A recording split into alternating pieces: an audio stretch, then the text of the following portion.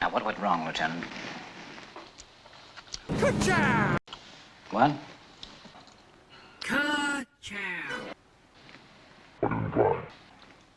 Well, Ka-chow!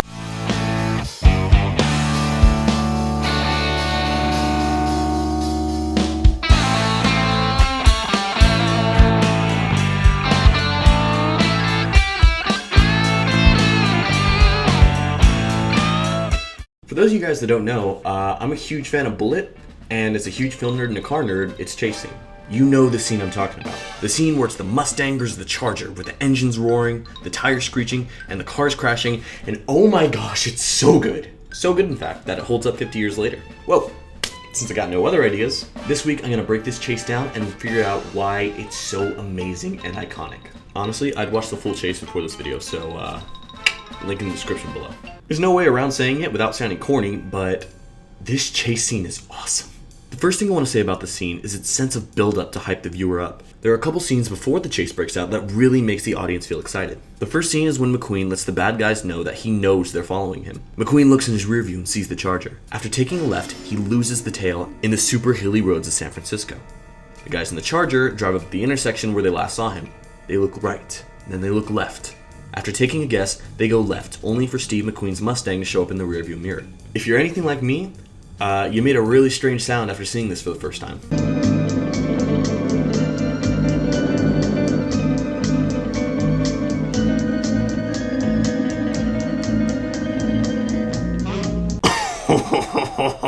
There is nothing that makes a hero seem cooler than when he makes the villain seem out of his depth. It's this scene right here that makes the audience realize that, yeah, it's a chase scene, but the hero ain't running no more. It's also even funnier if you take into account the realism of this scene. If you've ever driven in San Francisco, you know it's a pain in the butt. I don't see how McQueen would be able to see the Charger from his car because they couldn't see him. His car is also very loud, as seen later in the chase scene, so I'm sure they would have heard him idling. This all points to the scene playing out like this. McQueen drives up to the intersection and makes a right. He then drives down the block, parks his car, turns it off, gets out, and spies on the Charger to see which direction it's going to take. After seeing it go left, he gets back in his car, makes a U-turn, follows them in all about a matter of 10 seconds. That's just not possible in San Francisco. You try making a U-turn in San Francisco and tell me how well that works out for you. Alright, enough mocking the movie, let's get back to how awesome the build-up is. The next thing that makes this build-up so good is just how utterly long the two cars are aware of each other. McQueen is following the Charger. I know it, McQueen knows it, the guys in the Charger know it, the audience know it. Everyone is just waiting for someone to step on the gas. The music starts picking up speed. The Charger drivers are tensely looking in the rearview, trying to find a way out of this situation. The movie watchers are on the edge of their seat the entire time. And it goes on for almost 4 minutes. It's 4 minutes straight of thinking, who's gonna make the first move? And it's great because it gives the audience a chance to really want the chase scene to happen. This all culminates when the Charger driver clicks his seatbelt into place. At this point, the audience knows it's gonna go down. With the music picking up, all of a sudden you hear tires screeching and the engine roaring. The chase? It's on. To me, this is easily one of the best build-ups to a chase I've ever seen. The music is perfect, the timing is amazing. The chase hasn't even started and my heart's already racing from the tension. All this makes it so satisfying when they finally slam the gas and take off. Honestly, I wish more movies were able to make a scene that elicits the same emotions as this one. The engines are roaring, the tires are squealing, and the music is just gone. Instead of opting for a heart-throbbing soundtrack, you just get the pure engine sound.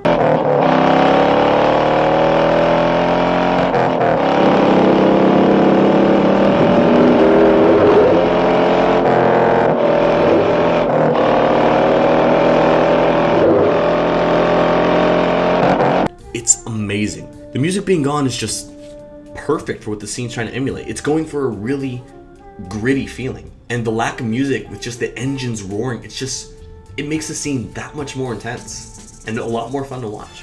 Speaking of realistic, this scene adds to the realism by giving the cars a little bit of damage. Every single bump, every scratch, every hubcap that flew off was planned. Yeah, like 6 hubcaps fell off the Charger. If you watch the scene, you can count like around 6.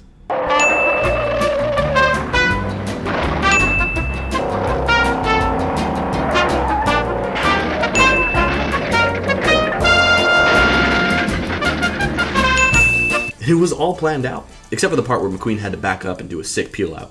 Funnily enough, he missed his turn and had to back up, which, created one of the most iconic shots in the movie.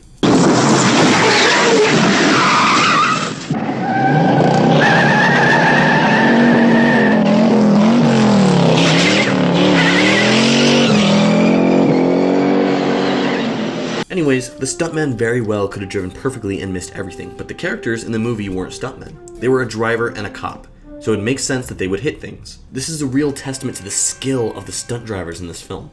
They messed up just once. They could just totally... The car could flip over and they could, die. These are Mustangs and Chargers.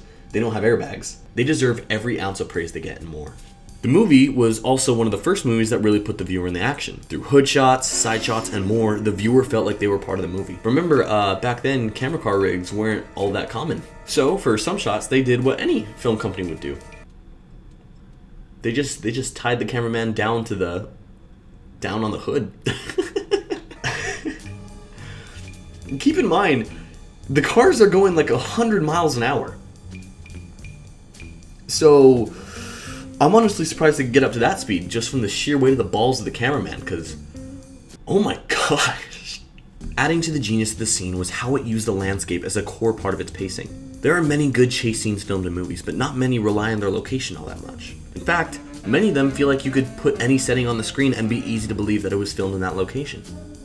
Not this movie. It brilliantly used the unique aspects of San Francisco to make the chase scene stand out from many others and just be more intense in general. Tight corners, the bumping hills, the traffic, it's also, San Francisco. You look at the scene and you know it's not LA, it's not New York, that's San Francisco.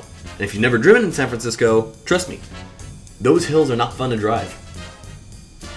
At all.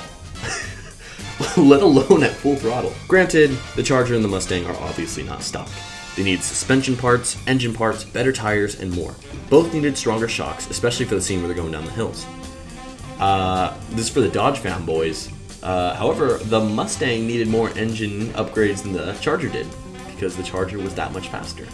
Fun fact, it was actually supposed to be a 60s era cop car and a Ford Fairlane. The Fairlane got swapped out with the Charger because it wouldn't have been able to handle the stunts they wanted. The cop car got swapped out with the Mustang because McQueen just liked the Mustang.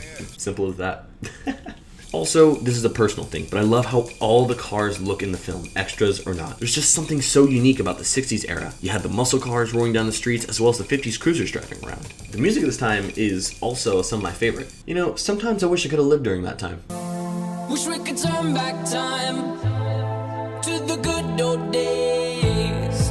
Until I remember that I'm Mexican and I wouldn't be allowed in a lot of restaurants.